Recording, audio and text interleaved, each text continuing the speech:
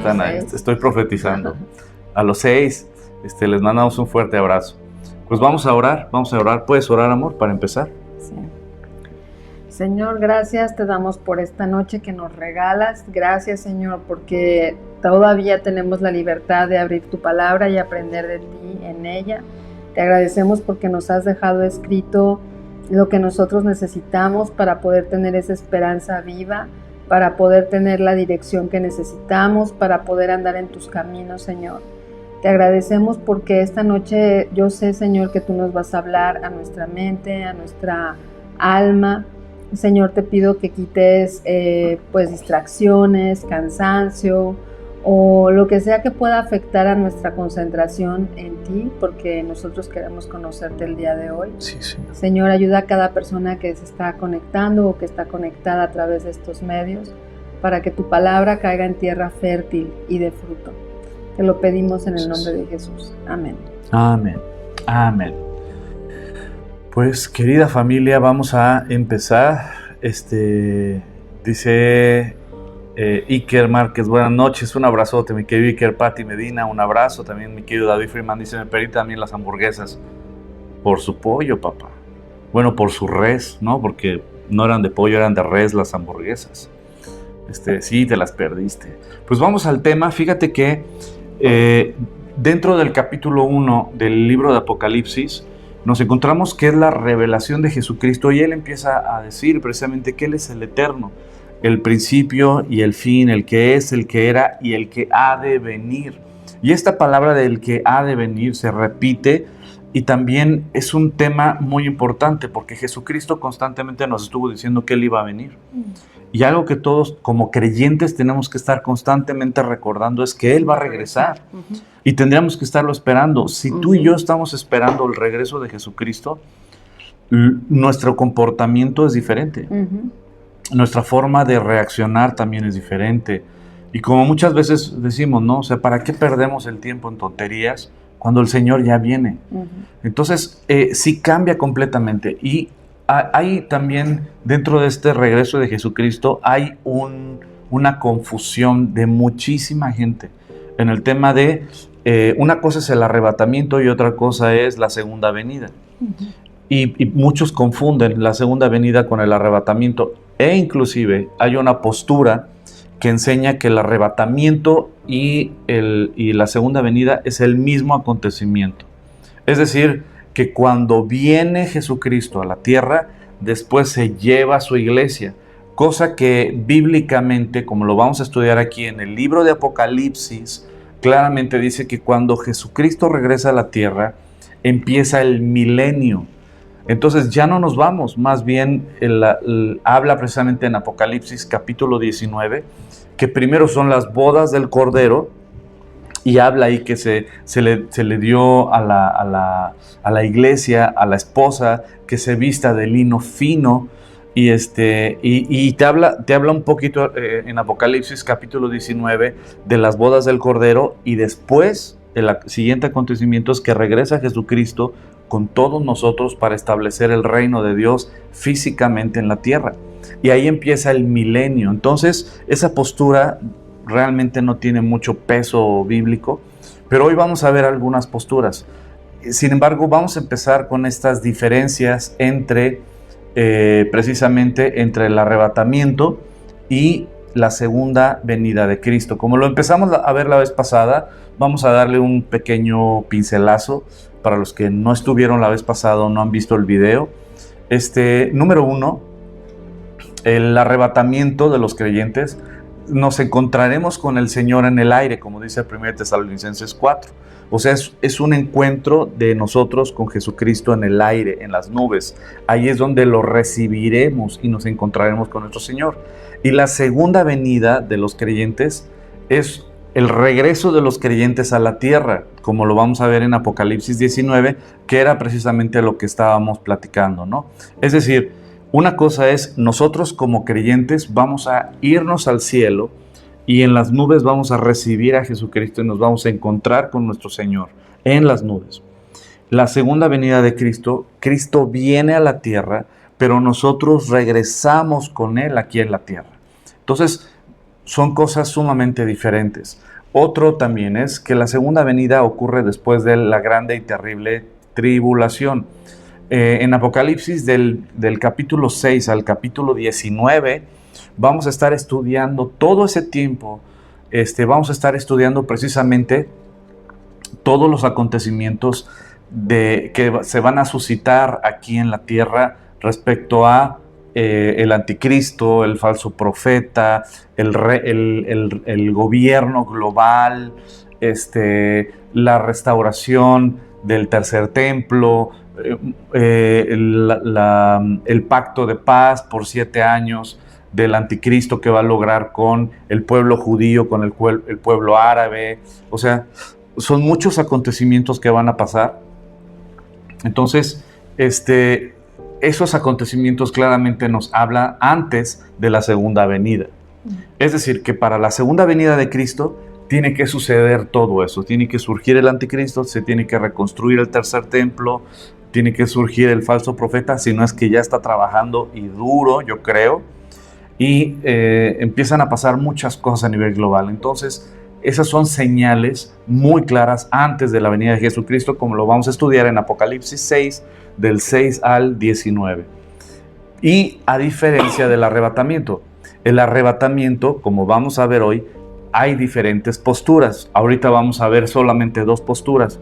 El próximo martes, si Dios nos permite, vamos a estudiar las otras 2 posturas sobre el arrebatamiento. Pero ahorita, por ejemplo, puse que ocurre antes de la tribulación. ¿Por qué? Yo creo que el arrebatamiento surge antes de la tribulación. Soy pretribulacionista.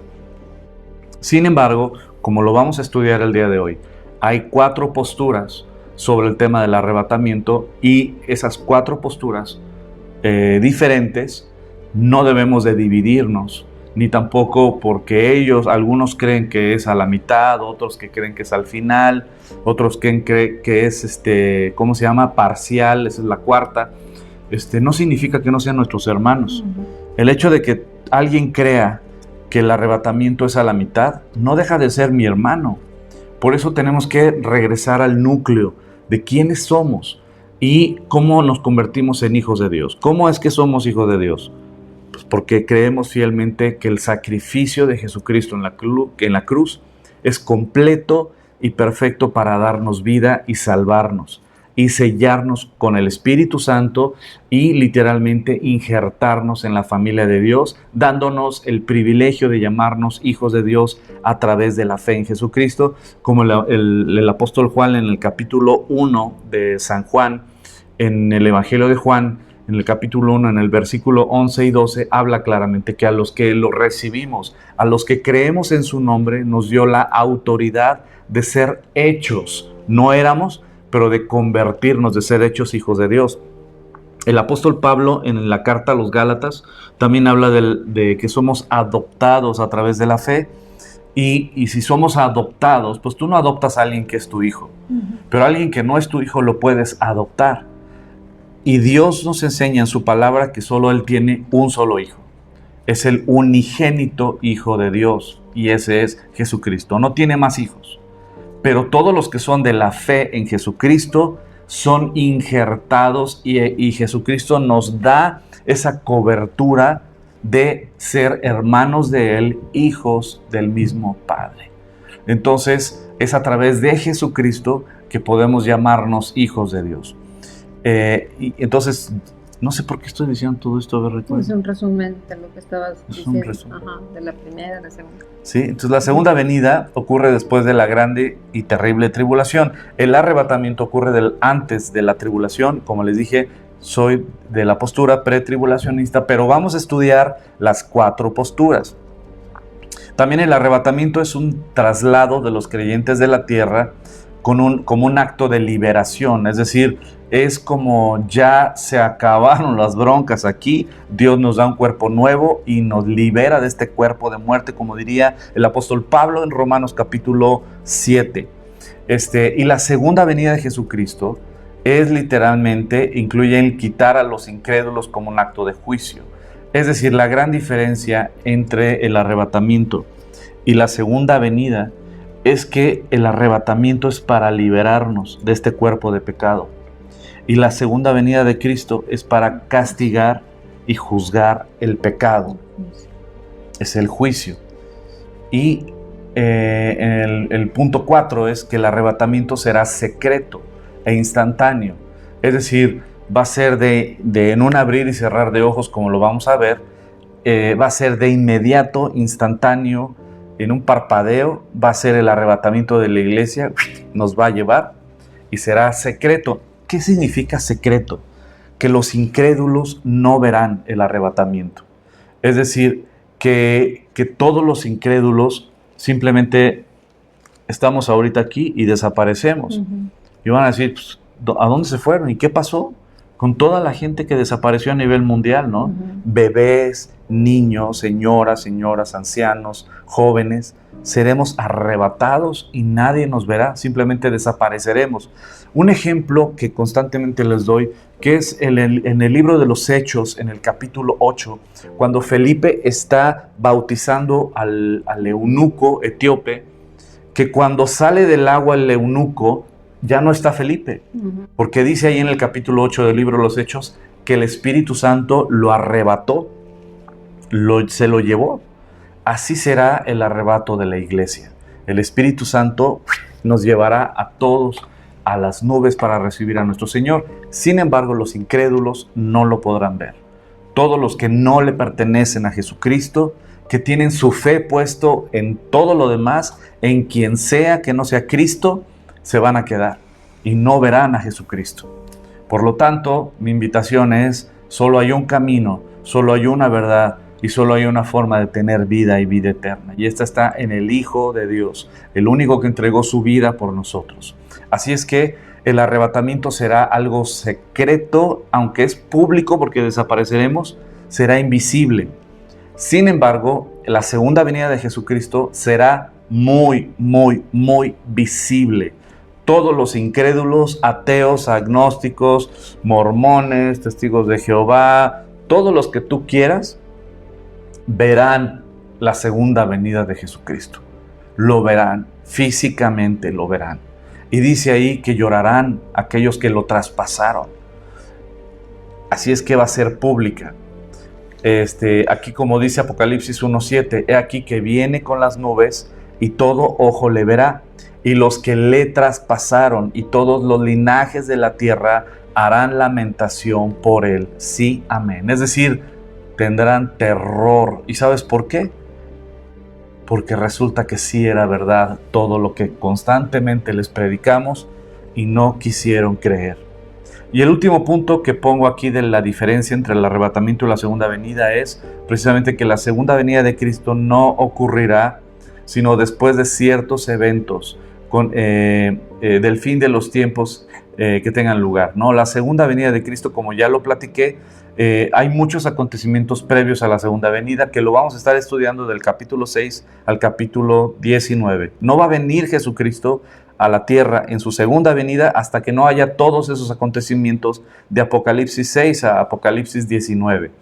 Y dice, el arrebatamiento es inminente y puede suceder en cualquier momento. Es decir, la segunda venida sí va a ser muy notorio que ya está a punto de venir. Inclusive el profeta Daniel habla de días exactos, días, tantos días, refiriéndose a los 3 años y medio, pero nos habla de días específicos. El profeta Daniel, entonces, sí serán días cuando venga la segunda venida de Jesucristo. Sin embargo, para el arrebatamiento nadie sabe el día y la hora. Puede suceder esta noche, puede suceder mañana en la mañana, puede suceder pasado o en 2 años o en 7 años, no lo sabemos. Nadie sabe el día y la hora, por eso tenemos que estar listos y tenemos que estar agarrados del Señor. Ahora, esas son las diferencias. Ahora vámonos directamente al arrebatamiento para entender estas dos diferencias, no solo de una forma superficial, sino qué es el arrebatamiento y qué es la segunda venida. La segunda venida la vamos a estudiar más a detalle, precisamente a lo largo de Apocalipsis. Pero el arrebatamiento yo quiero que les quede claro a todos ustedes ¿Qué es el arrebatamiento y cuáles son algunas posturas? Para que nadie te confunda. Y luego dice Juan capítulo 14, dice, no se turbe vuestro corazón. ¿Lo puedes leer, amor? No se turbe vuestro corazón. Creéis en Dios, creed también en mí. En la casa de mi Padre muchas moradas hay. Si así no fuera, yo os lo hubiera dicho. Voy pues a preparar lugar para vosotros. Y si me voy y os preparo lugar, vendré otra vez y os tomaré a mí mismo, para que donde yo esté, vosotros también estéis. ¿Qué nos enseña aquí Juan capítulo 14? Dice Jesucristo que Él va a regresar, que va a ir a preparar un lugar para nosotros, pero que Él va a regresar, que Él va a venir otra vez, y dice que nos tomará a sí mismo. Esto no está hablando de la segunda venida, esto está hablando del arrebatamiento precisamente. Él vendrá y nos tomará, ¿para qué? Para que nosotros estemos donde Él está. ¿Y dónde está Él? Está precisamente en la presencia del Padre. Y dice precisamente en Juan capítulo 14 que en la casa de mi Padre muchas moradas hay. Y dice, voy pues a preparar un lugar para vosotros. Y vendré otra vez y os tomaré para que donde yo esté, vosotros también estéis. Aquí no está hablando de la segunda venida. Aquí está hablando del arrebatamiento, del rapto de la iglesia, de llevarnos a su presencia. Entonces, en Juan capítulo 14 es muy claro que habla no de la segunda venida, habla del arrebatamiento. También en 1 Corintios capítulo 15, ¿lo puedes leer, baby? 55. ¿Dónde está muerte tu aguijón? ¿Dónde sepulcro tu victoria? Porque el aguijón de la muerte es el pecado, y el poder del pecado es la ley. Pero gracias sean dadas a Dios, que nos da la victoria por medio de nuestro Señor Jesucristo. Así que, hermanos míos amados, estad firmes y constantes, creciendo en la obra del Señor siempre, sabiendo que vuestro trabajo en el Señor no es en vano. ¿Sabes qué? Creo que en la presentación me equivoqué y puse esta antes que el contexto. El contexto es este, exacto. Del 50, lo voy a regresar, del 50 al 55, perdón. ¿Puedes empezar desde el 50 para ir entendiendo el contexto? Pero esto digo, hermanos, que la carne y la sangre no pueden heredar el reino de Dios, ni la corrupción hereda la incorrupción. Os digo un misterio, no todos moriremos, pero todos seremos transformados. En un momento, en un abrir y cerrar de ojos, al final trompeta, porque se tocará la trompeta, y los muertos serán resucitados incorruptibles, y nosotros seremos transformados. Pues es necesario que esto corruptible se vista de incorrupción, y que esto mortal se vista de inmortalidad. Cuando esto corruptible se haya vestido de incorrupción, y esto mortal se haya vestido de inmortalidad, entonces se cumplirá la palabra que está escrita: sorbida es la muerte en victoria. Y ahora sí. ¿Dónde está muerte tu aguijón? ¿Dónde sepulcro tu victoria? Porque el aguijón de la muerte es el pecado, y el poder del pecado es la ley. Pero gracias sean dadas a Dios, que nos da la victoria por medio de nuestro Señor Jesucristo. Así que, hermanos míos amados, estad firmes y constantes, creciendo en la obra del Señor siempre, sabiendo que vuestro trabajo en el Señor no es en vano. No es en vano. Ese versículo me encanta. Todo lo que hagas para el Señor no es en vano. El Señor no se guarda absolutamente nada. Y aquí, precisamente en los versículos del 50 al 54, nos describe el rapto.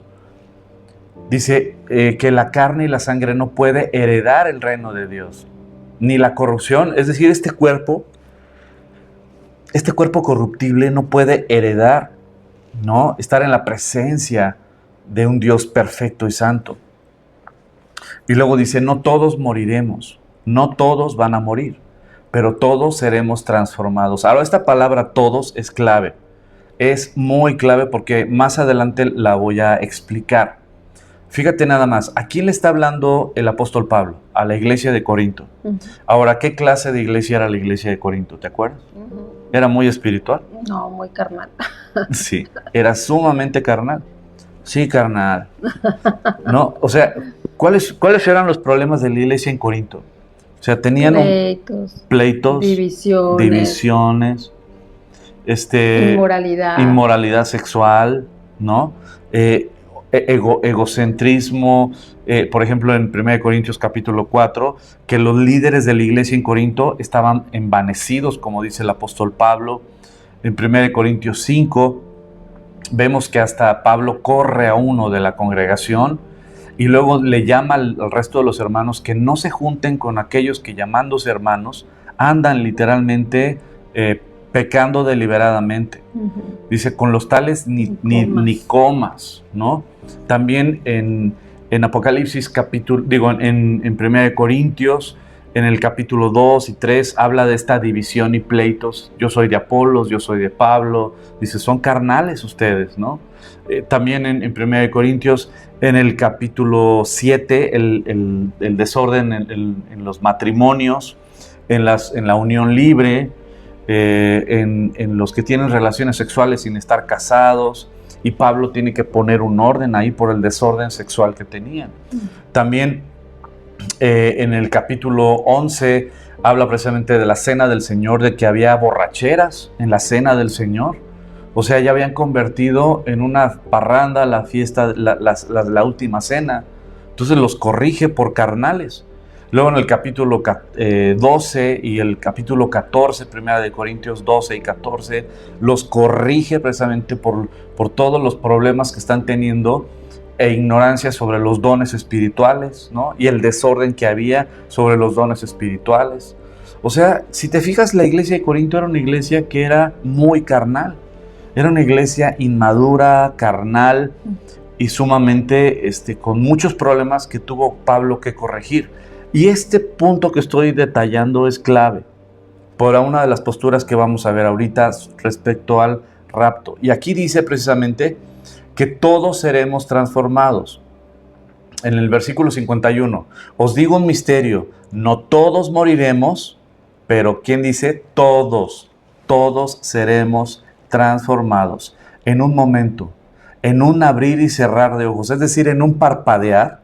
A la final trompeta, porque se tocará la trompeta y los muertos serán resucitados incorruptibles y nosotros seremos transformados. Cuando suene el shofar, no tanto la trompeta acá como de mariachi, sino el shofar, cuando suene el shofar, será el rapto y será en un parpadear. O sea, en un segundo seremos raptados, ¿no? Pues es necesario que esto corruptible se vuelva incorruptible para estar en la presencia de un Dios santo. ¿Ok? Entonces, básicamente está hablando que el rapto va a ser inmediato. Ahora, ¿puedes ayudarme a leer 1 Tesalonicenses capítulo 4? Es el versículo 13. Tampoco queremos, hermanos, que ignoren acerca de los que duermen, para que no se entristezcan como los otros que no tienen esperanza. Si creemos que Jesús murió y resucitó, así también traerá Dios con Jesús a los que durmieron en él. Por lo cual les decimos esto en palabra del Señor, que nosotros que vivimos, que habremos quedado hasta la venida del Señor, no precederemos a los que durmieron. El Señor mismo, con voz de mando, con voz de arcángel y con trompeta de Dios, descenderá del cielo. Entonces los muertos en Cristo resucitarán primero. Luego nosotros, los que vivimos, los que hayamos quedado, seremos arrebatados juntamente con ellos en las nubes para recibir al Señor en el aire, y así estaremos siempre con el Señor. Por tanto, alentaos los unos a los otros con estas palabras. ¿Qué nos enseña precisamente de ese rapto? Que seremos arrebatados en las nubes. Entonces los muertos en Cristo, dice en el versículo 15, decimos esto en palabra del Señor, que todos los que vivimos, que hayamos quedado hasta la venida del Señor, no precederemos a los que durmieron. El Señor mismo, con voz de mando, con voz de arcángel, con shofar o con trompeta de Dios, descenderá del cielo. Entonces los muertos en Cristo resucitarán primero. Luego nosotros, los que vivimos, los que hayamos quedado, seremos arrebatados juntamente con ellos. ¿En dónde? En las nubes. ¿Para qué? Para recibir al Señor en el aire. Y así estaremos siempre con el Señor. Por tanto, anímense, aliéntense unos a otros con estas palabras. Una vez más, habla de ese encuentro con nuestro Señor Jesucristo en las nubes, en un abrir y cerrar de ojos, seremos arrebatados en las nubes. Y yo sé que en este pasaje es uno de los pasajes polémicos respecto a los que mueren en Cristo Jesús. Hay posturas, una de las posturas se apoya en estos versículos para decir que cuando uno muere, se queda en un lugar dormido y hasta que venga el Señor en el arrebatamiento, es cuando los muertos en Cristo resucitarán primero y posteriormente nosotros, los que hayamos quedado, seremos arrebatados juntamente con ellos en las nubes para recibir al Señor y así estar con Él por siempre, eternamente, ¿no? Esa es una postura basándose en estos versículos, precisamente de que cuando uno muere, se queda dormido. La otra postura en la cual yo creo fielmente y creo que tiene más fundamento bíblico, escritural, es que cuando uno muere, inmediatamente como creyentes nos vamos a la presencia del Señor. El mismo Jesucristo le dijo al ladrón cuando estaba muriendo al lado de él en la cruz, le dijo: hoy mismo estarás conmigo en el paraíso. Es decir, no hay ya por qué no entrar en la presencia de Dios. Lo que antes en el Antiguo Testamento y aún cuando los discípulos caminaban con Jesucristo no podían ingresar al reino de los cielos, era porque los pecados de Abraham, de Isaac, de Jacob, del rey David, de Jeremías, del profeta Daniel, de todos en el Antiguo Testamento, por más profetas y siervos de Dios que hayan sido, eran pecadores y sus pecados tenían que ser pagados en esa cruz como los tuyos y los míos.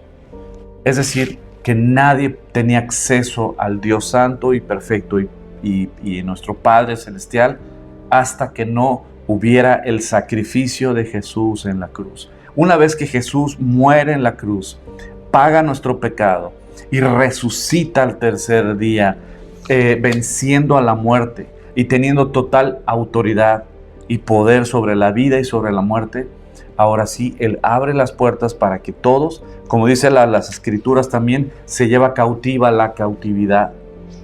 Por lo tanto, nos vamos a la presencia del Señor. Pero bueno, ese es otro tema. Nada más les quise dar ese punto que yo sé que para tal vez algunos hubiera causado duda, ¿no? Y continuando sobre esto, el tema del arrebatamiento, hay 4 puntos de vista que son los más populares. Seguramente va a haber otros que te van a decir, no, que el arrebatamiento ya sucedió en la época de los apóstoles. Semejante cosas he llegado a escuchar.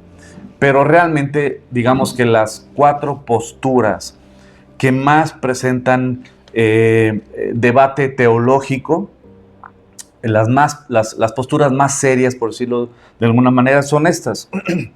Número 1 es el rapto parcial y hace mucho énfasis en la santificación y ahorita lo vamos a estudiar. Número 1 es el rapto parcial, ¿no? ¿Qué significa el rapto parcial? Significa que el arrebatamiento de la iglesia va a ser en etapas, va a ser en partes. Los primeros que van a ser arrebatados van a ser lo que algunos le llaman los juyos, es decir, los cristianos maduros.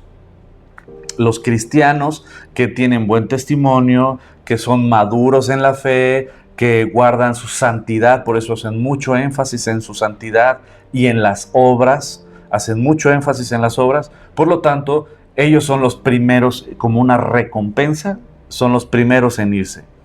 Ya los demás sí van a pasar por la tribulación y el arrebatamiento en todos los demás que están pasando por la tribulación va a ser un rapto, ¿cómo se llama? Por etapas, ¿no?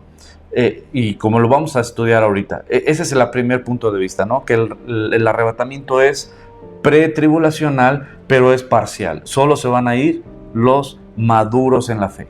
Todos los inmaduros en la fe se van a quedar y van a vivir, van a madurar su fe y probar su fe en medio de la tribulación.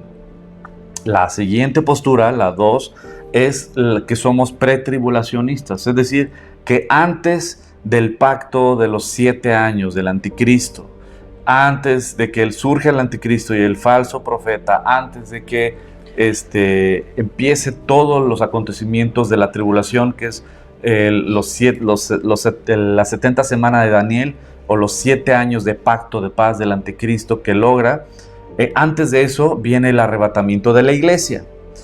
La otra postura es que a la mitad de la tribulación, es decir, que la iglesia sí va a ver precisamente al anticristo surgir, va a ver cómo, vamos a ver cómo se reconstruye el tercer templo, vamos a ver también cómo surge el falso profeta y se empieza a hacer una sola moneda, se empieza a hacer la unión de todas las naciones, y vamos a ver claramente este liderazgo del anticristo y vamos a vivir la primera etapa, es decir, de 7 años, los primeros 3 años y medio, como cristianos vamos a vivir esa etapa, ¿no? Los medium, los que creen que la mitad de la tribulación es cuando nos vamos a ir. Y los últimos, que son estos que al final de la tribulación, son los que hace rato estaba comentando sobre eso. Es decir, que los que después de los 7 años de la tribulación, al final de los 7 años, la segunda venida de Jesucristo se junta con el arrebatamiento de la iglesia. Esa postura yo no le encuentro mucha seriedad, ni tampoco mucho sentido, ni respaldo bíblico. Sin embargo, es una postura popular también, es una postura que tú tienes que saber que hay muchos que la creen y la defienden. Ahora, quiero aclarar un punto muy importante que siempre voy a estar aclarando. Los que creen que es parcial, conozco algunos que creen que el rapto será parcial, solo se van a ir los judíos, solo se van a ir los cristianos maduros. Otros creemos que la iglesia se va antes de la tribulación. Otros pueden creer que a la mitad de la tribulación, a la mitad de los 7 años, es decir, a los 3 años y medio, será el arrebatamiento de la iglesia. Y otros podrán pensar que al final de la tribulación es cuando vendrá el arrebatamiento. Cualquiera de estas 4 posturas, quiero decirte algo, son nuestros hermanos en Cristo. ¿Por qué? Porque estas 4 posturas creen en la salvación por fe. Creen en la salvación por fe en Jesucristo y en su sacrificio completo y perfecto en la cruz. Por lo tanto, son nuestros hermanos. ¿Tenemos diferentes posturas doctrinales? Sí. ¿Tenemos diferentes puntos de vista? Sí. Pero son nuestros hermanos. Entonces he visto tristemente pleitos, divisiones por este tipo de temas de no, es que es pretribulacionista, no, es que es medium tribulacionista, no, es que es post, no, es que es parcial tribulación, que el arrebatamiento es parcial. Y se dejan de hablar. Y me ha tocado ver cómo gente literalmente se sale de una iglesia enojada porque cree la iglesia que son o medium, o son post, o son parciales, o son pre. Y empieza a haber estas divisiones. Por eso tenemos que tener claro precisamente una postura. Es importante que tú sepas todas las posturas, pero que tú también hagas tu tarea y le preguntes al Espíritu Santo y adoptes la postura que tú consideres que tiene más respaldo bíblico. Eso es muy importante, pero nunca tener problemas ni pleitos con nuestros hermanos que piensan de otra manera. Eso es triste cuando hay divisiones solo porque, ay, es que cómo puedes creer que es parcial, o ay, cómo puedes creer que es medium, etcétera, ¿no? No, pues ¿sabes qué? Son nuestros hermanos. ¿Tú crees que es medium? ¿Tú crees que es parcial? ¿Tú crees que es post? ¿Tú crees que es pre-tribulación? Ok, no pasa nada. O sea, no tenemos por qué dividirnos entre eso, ¿no? Ese es el punto más importante que yo quiero aclararles. Ahora vamos al primero, que es el rapto parcial. ¿Por qué crees que es el rapto parcial? Porque literalmente ellos creen que solo se van a ir los maduros en la fe. No se van a ir los que andan en la carne. Por ejemplo, mi pregunta, ¿tú crees que se irían en el rapto la iglesia que pusimos como ejemplo ahorita, que es Corintio? Si ellos, ¿tú los considerarías una iglesia madura en la fe? Para nada. Era una iglesia llena de pleitos, divisiones, fornicaciones, soberbia y orgullo de los líderes de las iglesias en Corinto, pleitos matrimoniales. O sea, no era una iglesia madura. Y sin embargo, Pablo les llama y les enseña sobre el rapto de la iglesia. Pero por eso el rapto parcial enseña un énfasis en la santificación, en las obras. A ver, apártate de esto, aparte del otro, y hace un sobreénfasis en la santificación. ¿Para qué? Pues porque si no te vas a quedar en el rapto, ¿no? Porque solo los maduros en la fe se van a ir en el rapto. Otra parte de los creyentes se va y parte se queda, así como lo he estado exponiendo. Depende del creyente si se va o no por su comportamiento. O sea, descansa más el arrebatamiento en la persona que en el sacrificio de Jesús en la cruz.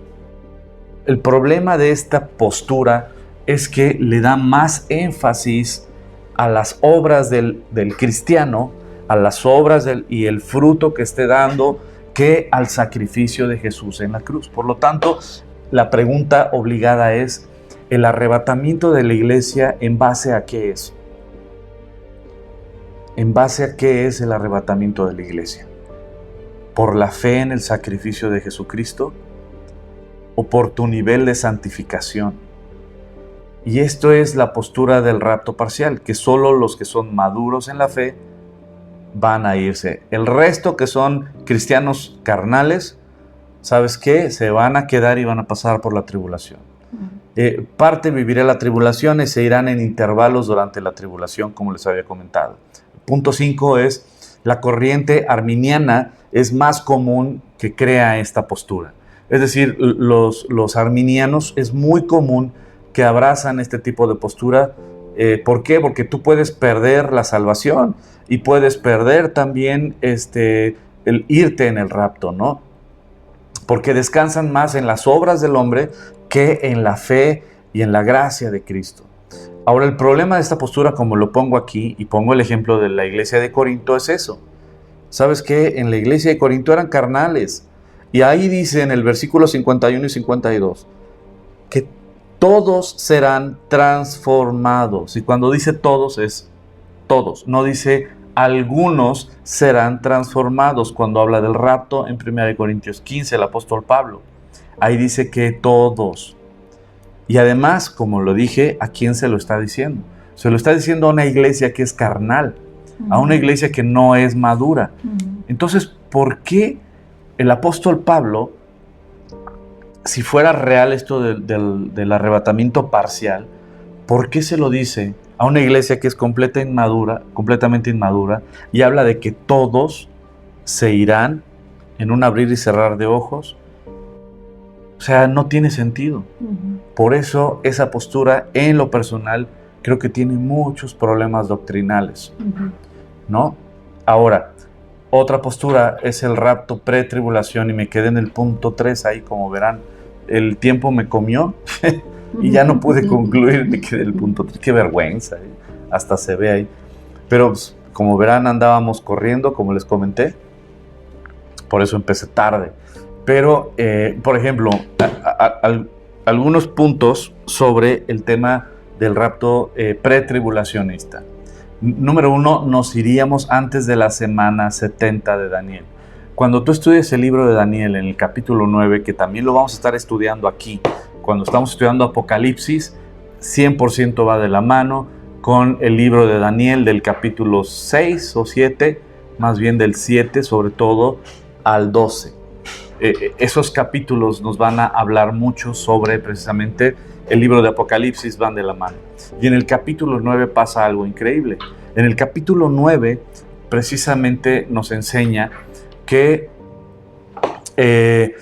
nos habla en el capítulo 9 del anticristo y del pacto de paz que hace, y por la última semana, lo que los escolares o los teólogos le llaman la semana 70 de Daniel, es decir, los últimos 7 años donde el anticristo va a lograr un pacto de paz, etcétera, ¿no?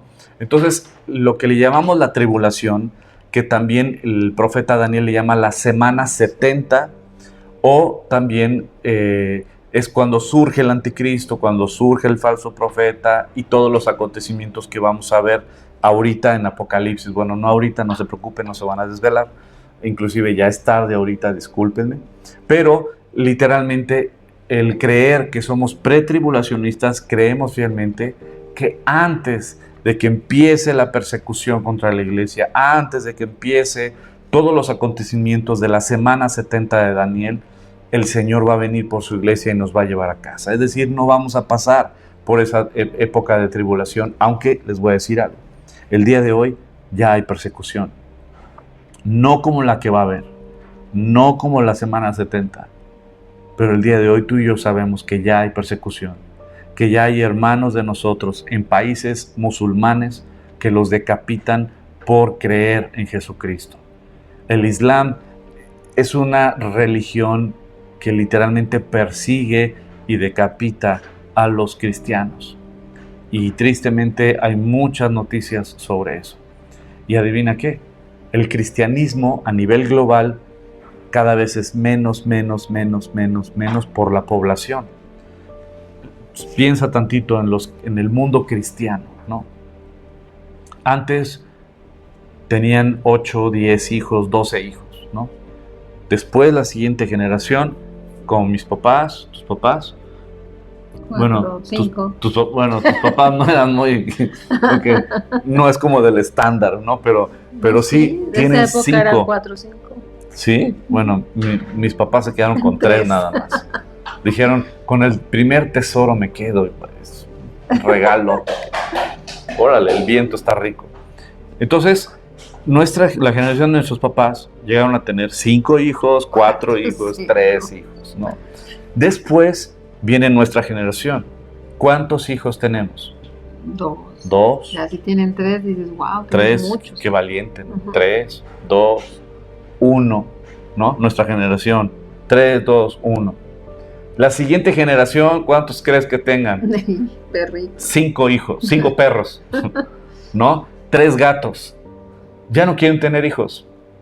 Y lo peor del caso, que a los perros los esterilizan. O sea, vamos a la aniquilación de la población. A la extinción. De ¿no? todo Porque ser vivo. íbamos de 12, luego a 5, luego a 3 o 2 o 1, y después ya sin hijos, a puros perritos o gatitos. Y aparte, para acabarla, hay que esterilizarlos para que no se reproduzcan. O sea, es un ataque a la reproducción de una manera impresionante. Eso es en el mundo cristiano, ¿no? Los países cristianos. Por lo tanto, la población cristiana va así. De aquí a 10 años, ¿cuántos crees que haya? Sin embargo, el Islam, como lo vamos a ver más adelante, también más a detalle, ellos siguen teniendo muchos hijos.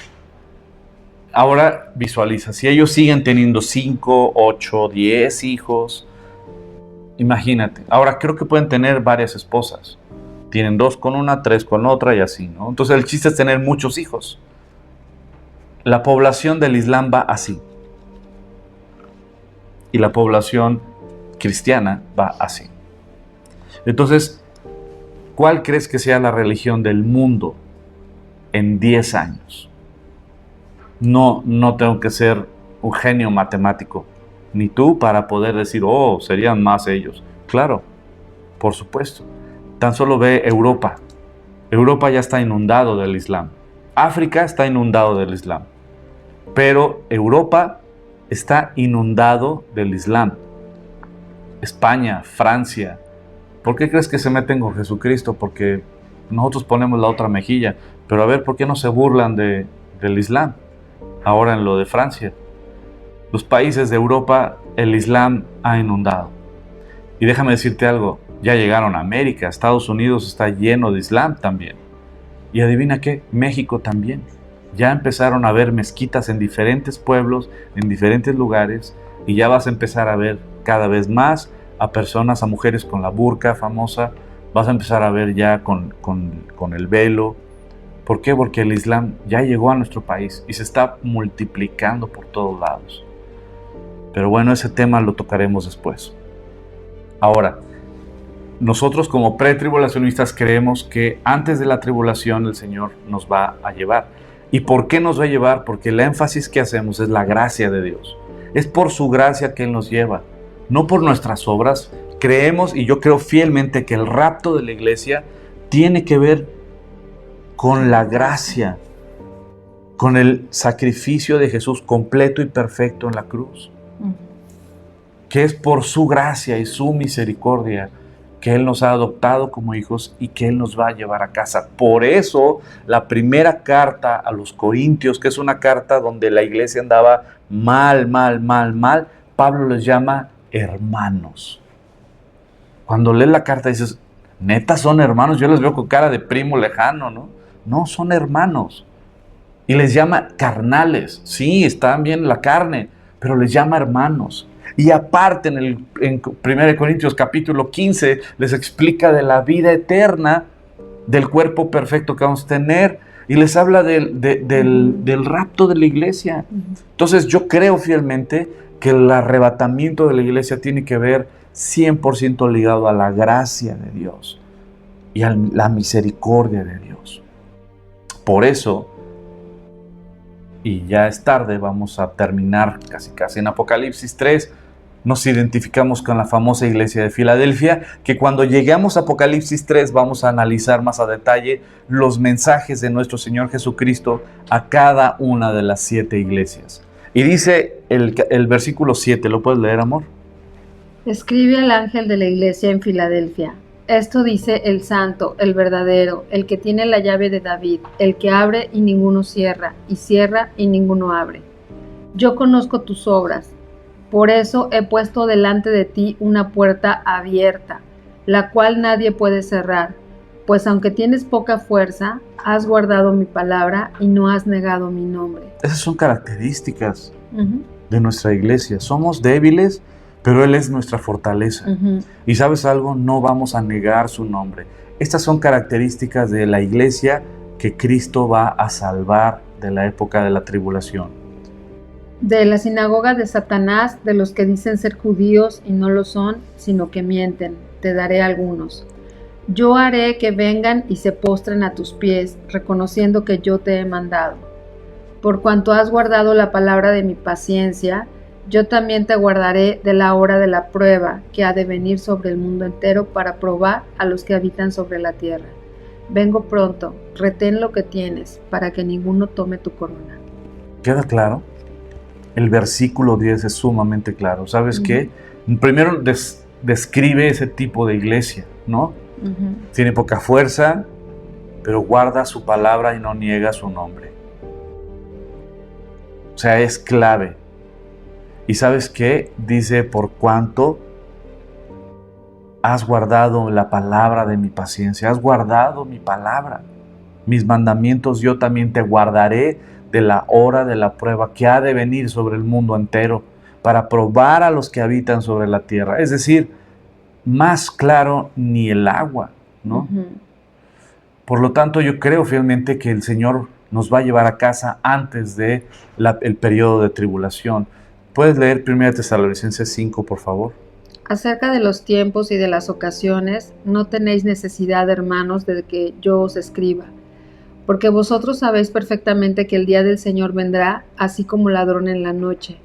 Cuando digan paz y seguridad, entonces vendrá sobre ellos destrucción repentina, como los dolores a la mujer encinta, y no escaparán. Pero vosotros, hermanos, no estáis en tinieblas, para que aquel día os sorprenda como ladrón, porque todos vosotros sois hijos de luz e hijos del día. No somos de la noche ni de las tinieblas. Por tanto, no durmamos como los demás, sino vigilemos y seamos sobrios. Pues los que duermen, de noche duermen, y los que se embriagan, de noche se embriagan. Pero nosotros, que somos del día, seamos sobrios, habiéndonos vestido con la coraza de la fe y del amor, y con la esperanza de salvación como casco. Dios no nos ha puesto para ira, sino para alcanzar salvación por medio de nuestro Señor Jesucristo, quien murió por nosotros para que ya sea que vigilemos o que durmamos, vivamos juntamente con Él. Por lo cual, animaos unos a otros y edificaos unos a otros, así como lo están haciendo. ¿Te fijas? Una vez más dice, Dios no nos ha puesto para ira, sino para alcanzar salvación por medio de nuestro Señor Jesucristo. Y aquí habla claramente de algo que nos están preguntando y que es sumamente interesante. Y quiero leer estas preguntas. Mi querido doctor Painberg dice, ¿qué pasa si no nos raptan? En caso de no ser raptados, ¿qué va a pasar? Y va de la mano con la pregunta que hacen aquí abajo. Fer dice, Huguito, si Dios no lo quiera, alguien se queda aún sin salvación. No, dice, perdóname. Dice, Dios no lo quiera. Si alguien se queda, ¿aún hay salvación? Exacto, sí, sí hay salvación. Y ahorita lo voy a tocar. Y la parábola de las 10 vírgenes. Y mi querido Alan. Sí, Alan, ya estoy viendo la foto. Número 1, el doctor Pembe dice, ¿qué pasa si nos quedamos, no? ¿O qué pasa si alguien se queda? ¿Va a haber otra oportunidad? Efectivamente, sí hay otra oportunidad.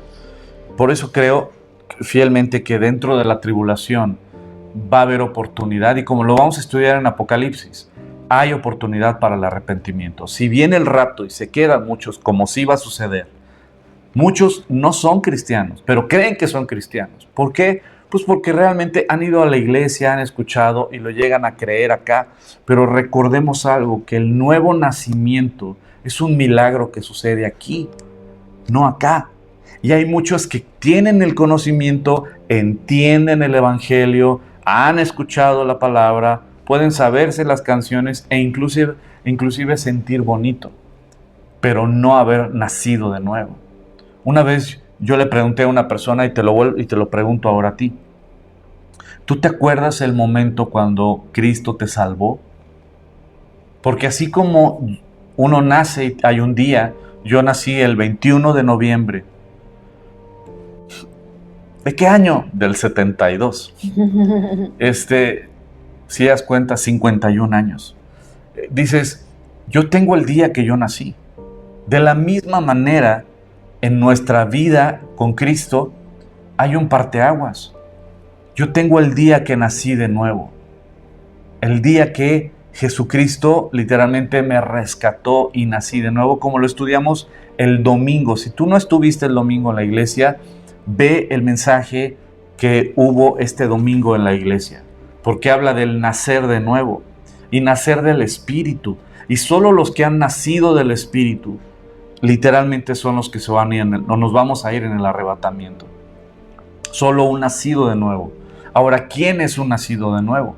Pues literalmente alguien que ha experimentado en carne propia literalmente el vivir ese nacimiento nuevo. Y si hay un parteaguas en tu vida, yo me acuerdo muy bien qué día fue, en qué lugar y qué momento fue cuando nací de nuevo.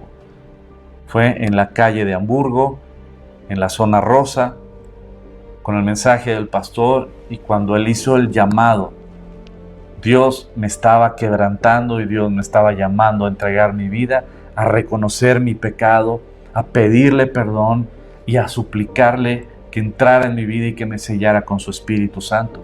Y cuando sucede eso, naces de nuevo y naces del Espíritu y eres una nueva criatura, como dice 2 Corintios capítulo 5, versículo 17.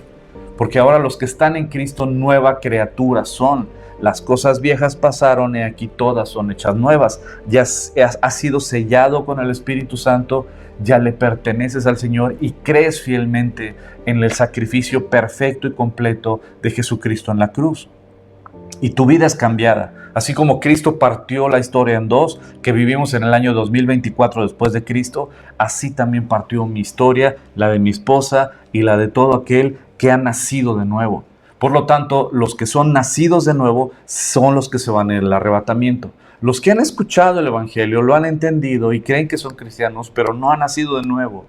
No hay esa fecha, no hay ese momento, no hay ese que llaman momento ajá. Cuando pasó ese parteaguas en tu vida, sí hay un parteaguas en tu vida, un antes y un después. Cuando nunca pasó eso, y de repente ves que te quedaste, ¿qué es lo que va a pasar? Dios te da la oportunidad de que veas que su palabra es verdadera, es real, que el rapto es real, que su venida es real, que el juicio es real, que el anticristo será real, que el demonio es real, pero que la salvación es real. Muchos de ellos quebrantados le suplicarán a Dios que los perdone. Muchos de ellos, ya viendo que los acontecimientos están físicamente muy claros, se arrepentirán de sus pecados, se apartarán y creerán en el sacrificio de Dios. Entonces sí vendrá un periodo de salvación para muchos después del rapto, pero dentro de la tribulación ya será peligroso confesar tu fe. Ahí, como en los países musulmanes el día de hoy, si alguien confiesa a Jesucristo como Señor y Salvador, tiene una Biblia y llega a decir algo sobre Jesucristo a su vecino o a alguien, te pueden encarcelar y decapitar. En China igual. Ya, es decir, en la tribulación, los que no se fueron en el rapto y se quedaron, la salvación les va a costar literalmente que su fe sea probada por fuego. Entonces, el Señor está ahorita con los brazos extendidos. ¿Para qué te quedas? Entonces, dice el doctor Painberg, no ha de ser, ¿qué va a pasar? Bueno, pues que su fe va a ser probada por fuego, literalmente. Y dice mi querido Alan, el que se queda, aún hay salvación, sí habrá oportunidad, pero realmente les va a costar. Y como dice Apocalipsis, como lo vamos a estudiar, muchos de ellos serán decapitados dentro de la tribulación. ¿Por qué? Para no negar a Jesucristo, como lo fue al inicio. Al inicio, el confesar a Jesucristo en la época del Imperio Romano, donde los mataban en la arena del circo romano, volverá literalmente una persecución como nunca antes. Jesucristo mismo en Mateo capítulo 24 dio un estudio que posteriormente va a ir de la mano con lo que vamos a estudiar en Apocalipsis. Dice, y la parábola de las 10 vírgenes, la parábola de las 10 vírgenes habla de 5 prudentes y 5 imprudentes. Ahora, 5 estaban preparadas y anhelaban el regreso y se metieron a las bodas del Cordero. Sin embargo, 5 fueron imprudentes y dijeron, tarda en venir. No, pues yo no creo que ahorita venga, tal vez después, etc. Pero si tú lees la parábola de las 10 vírgenes, te vas a dar cuenta que en el versículo, dice el versículo 10 de Mateo 25, dice, pero mientras ellas iban a comprar vino el esposo, y las que estaban preparadas entraron con él a las bodas, el rapto, y se cerró la puerta, tan tan. Estaban distraídas. Decían, se va a tardar. Después las vírgenes también, después vinieron también las otras vírgenes, diciendo, Señor, Señor, ábrenos. Mas él respondió, dijo, de cierto os digo que no os conozco. Velad pues, porque no sabéis el día ni la hora en que el Hijo del Hombre ha de venir. Es decir, qué horrible es que el Señor te desconozca. Eso sería horrible. Por lo tanto, si Jesucristo mismo dice no te conozco, es porque no eres su esposa, porque no eres su hijo, porque no eres su oveja, porque no le perteneces y porque te perteneces a ti mismo y has vivido para ti y no para Cristo.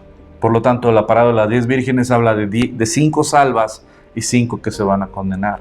5 que se van en el rapto y 5 que se van a quedar. Pero no solo eso, sino que Jesucristo las va a desconocer. Eso está súper fuerte. La parábola de 10 vírgenes. Quedó claro con los 4 puntos sobre el arrebatamiento, los 4 diferentes puntos. Mi querida Normita, todos queremos irnos la primera vez, y yo también, pero cada quien tiene su tiempo, para cada uno Dios tiene su propósito. Sí y no. Te voy a decir por qué, mi querida Normita. Sé lo que te refieres, que Dios tiene su tiempo para cada uno, lo creo fielmente, pero también esa postura es bien peligrosa, porque en esa postura muchos se quedan en un confort de decir todavía no es mi tiempo, y es una mentira. No confundas los tiempos del Señor con el rechazar para seguir en la carne. Me ha tocado ir a velorios de adolescentes que murieron en la fiesta. Uno de ellos murió saliendo del antro, iban tomados en la parranda y se estrelló saliendo del antro y murió. La pregunta es, ¿cuándo fue el tiempo de este joven? Porque el papá decía eso, decía, es que todavía no es su tiempo, es que todavía no es su tiempo. Como que su tiempo ahorita es ¿de qué? ¿De la fiesta? ¿De rechazar a Jesús? ¿De no querer venir a la iglesia? ¿De no querer leer la Biblia? ¿De rechazar orar? ¿De rechazar congregarte? ¿De rechazar estar cerca de Dios? Y la comodidad del papá era decir, bueno, es que todavía no es su tiempo. Sin embargo, este joven murió en plena fiesta. Mi pregunta es, ¿entonces nunca fue su tiempo? ¿O Dios le dio tiempo para arrepentirse, pedirle perdón y restaurar su relación con Dios y tener vida eterna? Entonces, es peligroso decir que todavía no es tiempo. También por otro lado, la palabra nos enseña el tiempo de salvación es hoy. Si hoy el Señor te está hablando, no endurezcas tu corazón. Dios no quiere que te quedes. Dios no quiere que te condenes. Al contrario, tanto te ama que envió a su Hijo para salvarte, para que tengas vida eterna, para que te vayas con Él en el rapto, no para que te quedes. El plan de Dios es que nadie se pierda. Sin embargo, el ser humano ama tanto este mundo y al pecado, y que no le interesa a Dios, que van a venir las consecuencias. Entonces, y dice mi querida Normita, no, me refiero al crecimiento de cada uno. Sí, la madurez y el crecimiento de cada uno es independiente. Ahora, ya para concluir, en Tesalonicenses vemos claramente, solo me faltan 15 slides. No, no es cierto. Dios no nos ha puesto para ira, sino para alcanzar salvación por medio de nuestro Señor Jesucristo, quien murió por nosotros para que ya sea que vigilemos o durmamos, vivamos juntamente con Él. Eso es lo que Dios quiere. Por lo cual anímense unos a otros y edifíquense unos a otros, así como lo están haciendo, dice Pablo a la carta a los tesalonicenses. ¿Sabes qué? Recuerda esto. El Señor ya pagó por nosotros, ya pagó por nuestra deuda, ya nos abrió la puerta a la vida eterna. No lo rechacemos. Y el rapto o el arrebatamiento de la iglesia es un hecho inminente, o sea, no te equivoques, sí va a pasar y espéralo. Ahora también en 2 de Tesalonicenses capítulo 2, ¿lo puedes leer, baby? Ya está en acción el ministerio de la iniquidad, solo que hay quien al presente lo detiene, hasta que él a su vez se ha quitado de en medio. Y entonces se manifestará aquel impío, a quien el Señor matará con el espíritu de su boca y destruirá con el resplandor de su venida. El advenimiento de este impío, que es obra de Satanás, irá acompañado de hechos poderosos, señales y falsos milagros, y con todo engaño de iniquidad para los que se pierden, por cuanto no recibieron el amor de la verdad para ser salvos. Este pasaje es poderosísimo y es muy claro, y lo vamos a seguir estudiando más a detalle cuando lleguemos ahí en Apocalipsis a estos capítulos del Anticristo. Aquí está refiriéndose literalmente al Anticristo. Y las características, ¿no? Es que, por ejemplo, el Señor, hablando de Jesucristo, matará con el espíritu de su boca, con la espada de doble filo, y destruirá con el resplandor de su venida. ¿Esto cuándo va a acontecer? Apocalipsis capítulo 19 acontece precisamente lo que aquí describe Pablo. Y dice, el advenimiento de este impío, que es el Anticristo, que es obra de Satanás. Así es, todo lo que hará, todos los milagros, como dice aquí, acompañado de hechos poderosos y señales y falsos milagros, todo eso lo va a hacer por el poder de Satanás. Lo vamos a ver también aquí en Apocalipsis. Y hablando del Anticristo, pero empieza el versículo 7 diciéndonos, hay quien al presente lo detiene. Y dice, hasta que él a su vez sea quitado de en medio. Ahora, este versículo, algunos lo traducen como que lo que va a ser quitado de en medio para que pueda surgir el Anticristo es el Espíritu Santo. Es decir, que el Espíritu Santo es el que lo está deteniendo para que surja. Pero una vez que el Espíritu Santo sea quitado, entonces el Anticristo va a surgir y va a ser público ya su aparición. Que yo creo que el día de hoy ya está el Anticristo vivo y está operando, pero todavía no ha dado la cara públicamente como ese gran líder político que el mundo va a amar. Ahora, esta postura que dicen que el Espíritu Santo es lo que lo detiene en el presente, a mí, y dice que hasta que sea quitado, literalmente es cuando Él surgirá. La pregunta es, y la postura de ellos es que el Espíritu Santo se irá de la tierra, que el Espíritu Santo se va en el rapto de la iglesia y ya el Espíritu Santo ya no estará aquí en la tierra. Yo no le encuentro mucho fundamento a esa postura. Te voy a decir por qué. Si estoy equivocado, bueno, me gustaría que alguien me dijera, pero yo no le encuentro mucho fundamento. Número uno, el Espíritu Santo es omnipresente. Aún los salmos nos hablan de que aún en el Seol estás tú. O sea, en el infierno está el Señor. Dios es omnipresente. Él está literalmente y puede estar en todos lados. Por lo tanto, ¿de dónde va a ser quitado si Él es omnipresente? Número uno. Número dos, el Espíritu Santo es el que nos convence de pecado y es el que nos guía a la cruz y a la salvación. Como hace rato vimos que una vez que el rapto venga, va a haber gente que se va a convertir a Cristo durante la tribulación. ¿Cómo va a haber conversiones durante la tribulación si el Espíritu Santo no está? No puede haber, porque el único que nos guía al arrepentimiento y el único que nos guía a la cruz y a entender el Evangelio y a nacer de nuevo es el Espíritu Santo. Entonces, si el Espíritu Santo es quitado, nadie se puede convertir. Nadie puede entregar su vida a Cristo. Está inquieta, ¿verdad? Nadie puede. Entonces, por eso cuando dice aquí que al presente hay algo que lo detiene hasta que a su vez se ha quitado de en medio, entonces se manifestará aquel impío, hablando del anticristo. Y yo creo fielmente que se refiere a la iglesia. Cuando venga el rapto, cuando sea quitada la iglesia, cuando sea quitado la presencia de Dios a través de su cuerpo, que es la iglesia, es decir, el cuerpo de Cristo será raptado. El cuerpo de Cristo, que es lo que en el presente lo detiene, el cuerpo de Cristo, que es la esposa, es la iglesia de Cristo. Cuando el cuerpo de Cristo sea raptado, entonces cuando sea raptado el cuerpo de Cristo, es cuando literalmente el anticristo surgirá, como dice aquí el versículo 8, y entonces se manifestará aquel impío, a quien el Señor matará con el espíritu de su boca, y eso está en Apocalipsis capítulo 19. Cuando lleguemos ahí, en el año 2028, 29 tal vez, ahí, si no es que el Señor ya llega antes, pero qué chido que llegue y nos encuentre estudiando su palabra. Pero yo creo fielmente que se refiere a la iglesia. Por lo tanto, creo que primero viene el rapto de la iglesia y posteriormente el anticristo surgirá y empezará literalmente todo el reino del anticristo de esos 7 años. Y ahorita nada más hablamos de 2 posturas.